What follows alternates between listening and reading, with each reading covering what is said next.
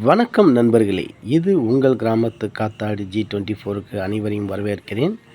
நண்பர்களே, நம்மளுடைய சேனலை பார்க்கக்கூடிய அனைத்து நண்பர்களும் நமக்கு ஷேர் பண்ணுங்கள், கமெண்ட் பண்ணுங்கள், சப்ஸ்கிரைபர் பண்ணுங்கள், நம்மளுடைய சேனலுக்கு ஆதரவு கொடுங்க. இப்போ நம்ம பார்க்கக்கூடிய விஷயம் என்னென்னா, இந்த கருப்பு பையிலேருந்து நிறைய வெளிநாடுகளுடைய பழைய காசுகளையும் எடுக்கிறோம். அதோட நம்ம இந்தியாவில் 1969லேருந்து இருக்கக்கூடிய காசுகளை நம்ம ஒரு இடத்துலேருந்து கலெக்ட் பண்ணோம். ஒரு இடத்துல வேலைக்கு போயிருந்தோம். பழைய காலத்து வீடு. அந்த வீட்டில் கிடைச்ச இந்த நாணயங்களை நான் ஒன்று ஒன்றா சேகரித்து வச்சுருந்தேன். சேகரித்து வச்சுருந்த இந்த நாணயங்களை நம்ம ஒரு வீடியோவாக பண்ணலாம் அப்படின்னு சொல்லிட்டு இன்றைக்கி தான் இது நான் ஒரு வீடியோவாக எடுத்திருக்கேன். ஒவ்வொரு நாட்டினுடைய காசுகளும், அதுவும் இல்லாமல் நம்ம முக்கியமாக நம்ம இந்தியாவில் ஒரு 2 பைசா, அந்த ஒரணா, அந்த மாதிரியான காசுகளை நம்ம பார்த்தோம். இது 20 பைசா 1969ல் இந்த நாணயம் வடிவமைக்கப்பட்டது. இது 1970ல். இது எல்லாத்துலேயுமே நடுவில் தாமரைப்பூ இருக்குது. அந்த காலத்தில் இந்த நாணயத்தில் பார்த்திங்கன்னா தாமரைப்பூ இருக்குது. 2 பைசா. இதெல்லாம் நீங்கள் எவ்வளோ பேர் பார்த்துருப்பீங்க இந்த 2 பைசாலாம். இந்த 2 பைசாலாம் பார்க்கும்போது ரொம்ப ஆச்சரியமாக இருக்குது. 1975ல் இந்த 2 பைசாலாம் புழக்கத்தில் இருந்தது.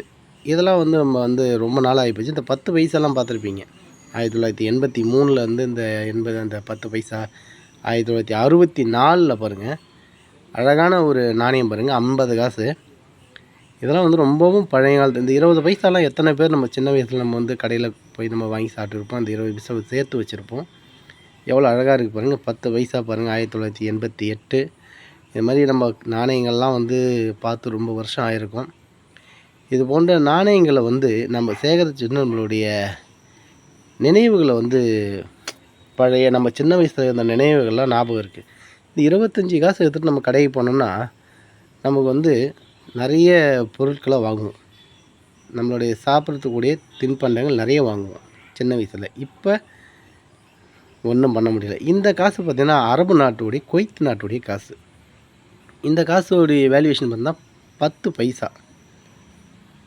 இது பார்த்தீங்கன்னு வச்சிங்களேன், மேடியன், அது எனக்கு சரியாக தெரியல.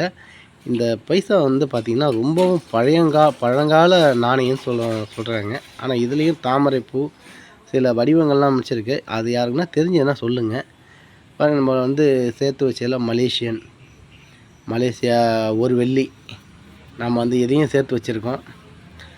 அது மட்டும் இல்லாமல் அடுத்தது பார்த்திங்கன்னா இது பார்த்திங்கன்னா